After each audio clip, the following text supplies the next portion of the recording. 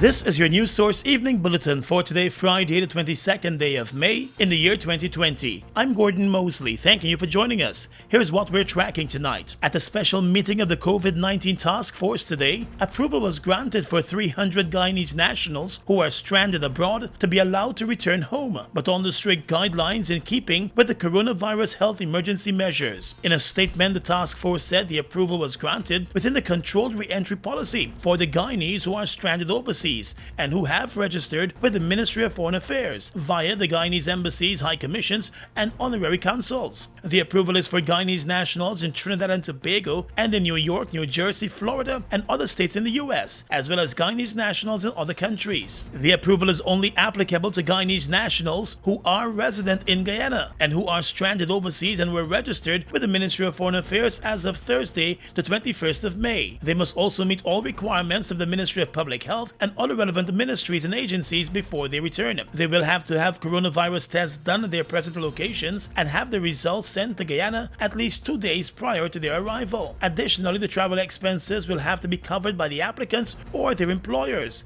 and entry will only be allowed by air. The National COVID-19 Task Force said no person who tests positive for the coronavirus will be permitted entry into Guyana. Persons who qualify to return to Guyana under the approval are asked to make urgent contact with their nearest Guyanese diplomatic mission and complete the necessary paperwork and submit the relevant documents and information. The COVID-19 Task Force said it reaffirms that Guyana's airspace remains closed and that the flight applications for each arriving flight must be submitted by the airline or operator to the Guyana Civil Aviation Authority for approval. The body said it empathizes with Guyanese who have been stranded abroad for several weeks and some of whom have been sheltering in very challenging circumstances. Other applications are also being examined and will be looked at in the shortest possible time, the task force said. More news coming up in a moment. We all want to stay in touch, right? Now, even more than ever before. So to keep your connection strong, GTT is going 2 for 2. Combine GTT mobile and home internet services and we'll give you 2 gigs of free mobile data each month. With 2 GTT services, you're fully connected at home and on the go. Visit us online at gtt.co.gy/2for2 to learn more and start doing more with 2 for 2 from GTT. Stay safe, stay strong, Guyana. We're in this together.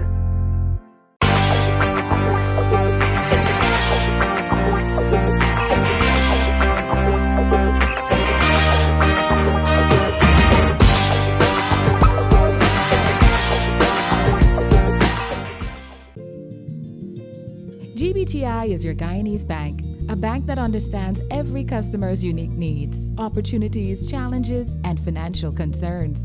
At GBTI, we see you for you. Whether you're buying a new home or car, planning your next vacation or retirement, saving for your child's future, or whether you're ready to take that bold step of investing in your dream business idea, we are with you every step of the way. We hear your stories and watch you focus on your dreams as we share your aspirations. We are more than just banking. We are a family. We are part of your community. Our commitment extends way beyond the walls of our branches and is demonstrated every day in the opportunities we provide to our individual and business customers. The support, time, and commitment we give back to communities across Guyana to help improve the lives of our Guyanese families. Because we see Guyana through your eyes.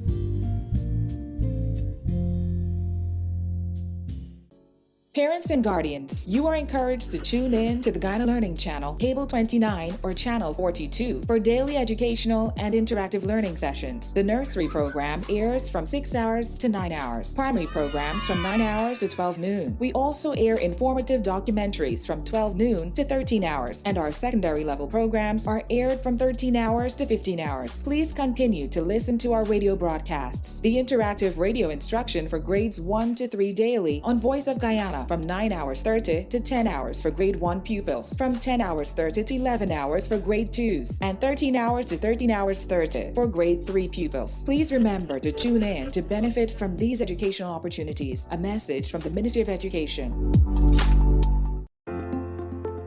Anyone who believes he or she was exposed to coronavirus COVID-19 must stay at home and not mix with other family members. This quarantine is to help stop the spread of the virus at home and in our communities. While at home for 14 days or 2 weeks, here are some valuable tips you must follow.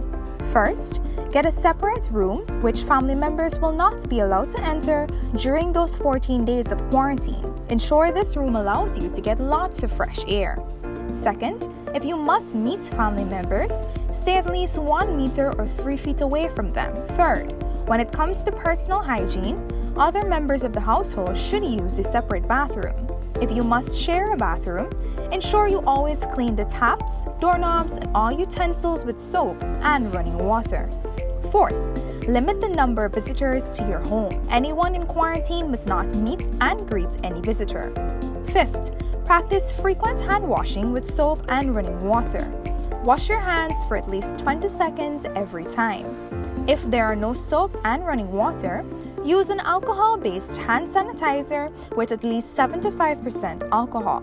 Sixth, always avoid touching your eyes, nose, and mouth with unwashed hands. Seventh, after using face masks or gloves, always throw them away. Put them in bins with covers.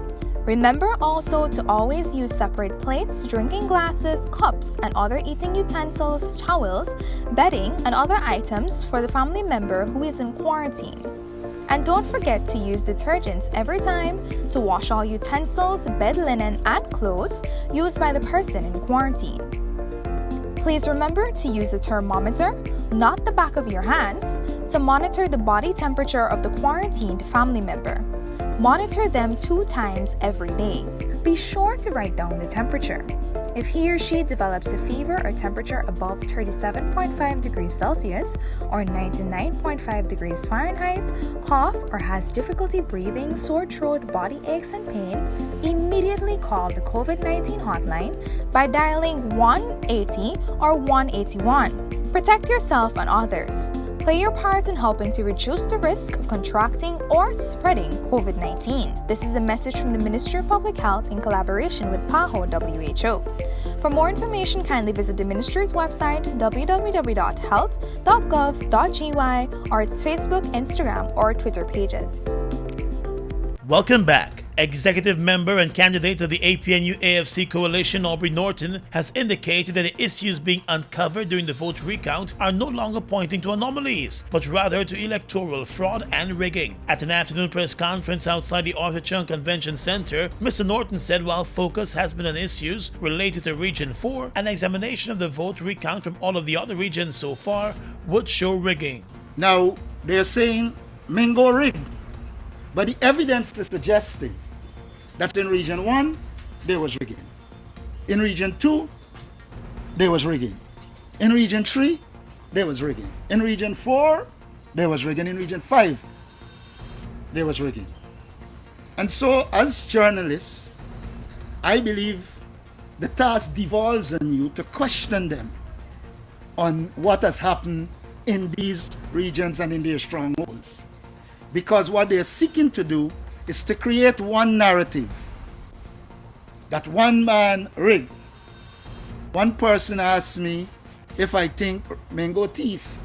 And I said to him, well, I wouldn't know if he did, but if he did, God must be laughing. Because the 7 there are 2 thieves, God laughed. Mr. Norton said the vote recount is more than just a numerical recount, but also an issue of credibility, and that is covered by the recount order. In box number 5083 at Bush Lot, Region 5, the official list of electors had 199 persons. The PPP got 199 votes. The APNU-AFC got 4.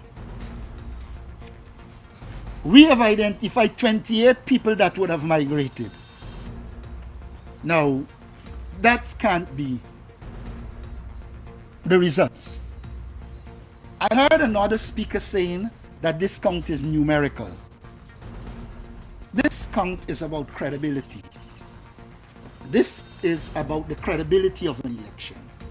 An election cannot be credible if it is filled with illegalities, if it is filled with fraud. He also said the APNU AFC has the evidence to back up its claims and has been presenting that evidence to the Elections Commission, which he believes will have to act on the issues being placed before it. We don't see this as a numbers game. We see it as a recount that is aimed at getting the actualities of what occurred in the elections, and then for the Elections Commission to determine whether it is credible or it is questionable. In our opinion, what we have seen so far is a process that is questionable, and its credibility is in question. Norton also raised concern about the large number of unstamped ballots that are appearing in areas that are strongholds of the coalition and in areas where votes from the discipline services were intermixed. The presiding officers were the ones responsible for ensuring all ballots were stamped. We have shown you over the period that there is a close correlation between unstamped ballots and APNU AFC strongholds. We've seen that wherever there is intermixing for the joint services, a large amount of ballots have not been stamped. Let us understand that the joint services is 8,000 plus votes. And I believe strategically the PPP chose those intermixing centers and work with the POs they control to ensure that those ballots weren't stamped. The chairperson of the Guyana Elections Commission has said no decision has been taken just yet on how the commission will address the issues that are being raised during the recount exercise. And let's tell you now that the People's Progressive Party would like to see the pace of the recount increase and believes that could be done with the addition of more workstations. 2 workstations were added earlier this week, taking the total number of stations to 12. The Elections Commission has been pressing for 2 additional stations, and the PPP wants to see those additional stations be added to the ones counting Region 4 votes. Presidential candidate Irfan Ali. We continue to push for additional stations, and not only additional stations, but additional stations dedicated to Region 4, so that we can bring Region 4 in at a faster rate, not compromising transparency, of course, and not compromising our ability to count in an accountable manner. The PPP believes there may be a deliberate attempt in slowing down the count for Region 4. Region 4, which is the largest voting region, has more than 800 ballot boxes. Less than 30% of those boxes have been counted so far. With 7 of the recorded coronavirus cases in Guyana coming from the Region 7 area, the Public Health Ministry is concerned about the possible spread of the disease in the mining community. No new cases of the coronavirus was recorded over the past 24 hours. But in today's health report, Dr. Hortensia Hamilton of the Ministry of Public Health urged residents and miners from the interior locations to ensure they strictly follow the health guidelines and safeguard themselves from COVID-19. At the time when the curfew was instituted, there were only 5 regions with positive cases. Since then, another 2 regions have been added to this list. The ministry remains concerned with the increased cases seen, especially in Region 7, Cuyuna-Mazaruni, taking into consideration that the mining communities have a lot of traffic. And with this movement, we can have a wider spread of this disease. So we urge residents to follow the guidelines provided. Dr. Hamilton said persons who may have been in contact with someone who has tested positive for the coronavirus should contact the health authorities to have tests done. Over the past weeks, health officials have been complaining about some of those persons who have tested positive refusing to provide accurate information about their contacts. Meanwhile, the mobile testing units continue to be moved across the country. The mobile units will continue to visit the different locations across the country. Our next scheduled visits are to Cornelia Ida in Region 3 and Diamond in Region number 4. We are pleased to announce that the mobile team is currently at Le Parfait Harmony and will extend the services for one more day, which is tomorrow, Saturday the 23rd of May, 2020. There are currently 60 active cases of the coronavirus in Guyana. 57 persons have made full recoveries, and a total of 10 deaths have been recorded. And let's tell you now that with national health emergency measures still in place to fight off the coronavirus, the University of Guyana Transitional Management Committee has indicated that no date has been set for students and staff members to return to the physical campus. In a statement today, the university said it does not see a full-scale return to the campus before the end of June at this time. It, however, noted that regular updates will be made available to students and staff members. The university has been closed for the past months, forcing mostly online classes for most of the programs. In some instances, students have been given assignments in the place of their final examinations. The university has a current enrollment of 8,000 students. Across the region is coming up next. Wondering how you can access free learning materials for your children? Parents and guardians, please visit the Ministry of Education's website at www.education.gov.gy to access textbooks, past papers, and practice tests to keep your child engaged in continuous learning. When you have accessed the site, go to the Students tab, wait for a second, and choose the appropriate option. You now have access to the resources you need. You are encouraged to take advantage of this opportunity as we strive to provide the best education for the nation's children. A message from the Ministry of Education. They've made a positive impact on the heavy-duty transportation industry in Guyana since they've arrived. Guyanese are amazed at their power, durability, efficiency, and superior handling capabilities. These are brand new trucks, manufactured in partnership with German, Italian, and French companies. They have a powerful reputation for operating under very adverse Guyanese conditions and come with full after-sales service and spare parts. They're the most sought-after trucks today, with over 500 units in Guyana, and they're available in over 100 countries, including South America and the Caribbean. Be smart. Buy brand new ST Howo trucks today. Call 608-4998 and arrange for an inspection at ST Truck Guyana Incorporated, Block B, Public Road, Covenant, East Bank, Demerara. We are legions of men standing strong, but never too proud to stoop and help someone. We must send a clear signal to all. Do right. Walk in upright ways, knowing that's what being a man is all about, and ever aware that things will only get worse when good men do nothing. Stand strong. Be the one to live right.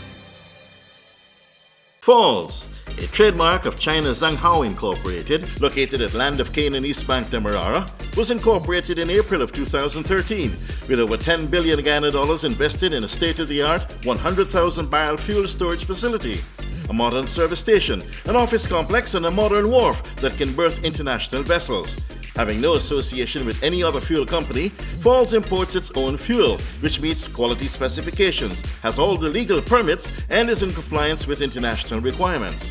Its bulk facility can load 8 trucks simultaneously at a rate of 1,000 liters per minute, while the service station can service 12 cars at a time using computerized fuel pumps, which can facilitate the use of ATM cards. Through its professional team of mostly Guyanese, Falls wholesales and retails fuels to the public, including farmers and miners, and will continue to positively contribute to Guyana by providing quality products, service, and attractive prices. Try Falls today for all your fuel needs. The following is an important message from the Ministry of Public Health. You can prevent the spread of the COVID-19 virus. If you have the following symptoms: coughing, fever, or difficulty breathing, please stay home. If you don't have these symptoms, then practice social distancing. Avoid crowds. When in a group, keep a distance of at least 3 feet between yourself and other persons. Please wash your hands with soap regularly or use hand sanitizers. The Ministry of Public Health has a hotline to provide information on the coronavirus. Members of the public can call 227-4986 or 624-3067. Across the region right now, opposition leader in Trinidad and Tobago, Kamala Persad-Bessasser, is suing the Prime Minister, Dr. Keith Rowley, for $2 million Trinidad and Tobago dollars over alleged defamatory statements that he made about her during a recent media conference. At the conference, the Prime Minister called the opposition leader a traitor and a madwoman and accused her of conspiring to get the US to apply sanctions against Trinidad and Tobago. At an earlier media conference on that same day, the opposition leader had called on the Prime Minister to come clean about the visit of Venezuelan Vice President Delcy Rodriguez and other officials who accompanied her to the country on the 27th of March. Speaking at a virtual political meeting on Thursday night, Persad-Bessasser said her lawyers have already initiated the legal action against the Prime Minister.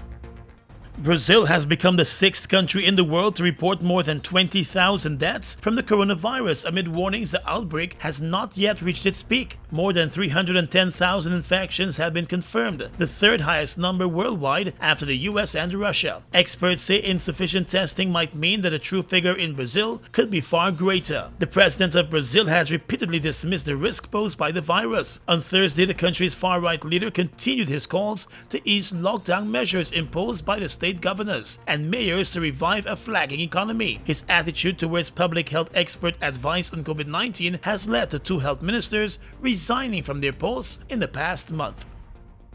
And finally tonight, international news. A Pakistan International Airlines passenger plane flying from Lahore crashed into a residential area of Karachi, killing at least 57 people. The pilots of flight PKA-303 and Airbus A320 aircraft carrying 91 passengers and 8 crew members were attempting to land at the city's Jinnah International Airport. The plane had attempted one landing, but as it went round again, it lost engines and issued a mayday call. At least 2 passengers are confirmed to have survived the accident. And that's your News Source Evening Bulletin for tonight. I'm Gordon Mosley reporting.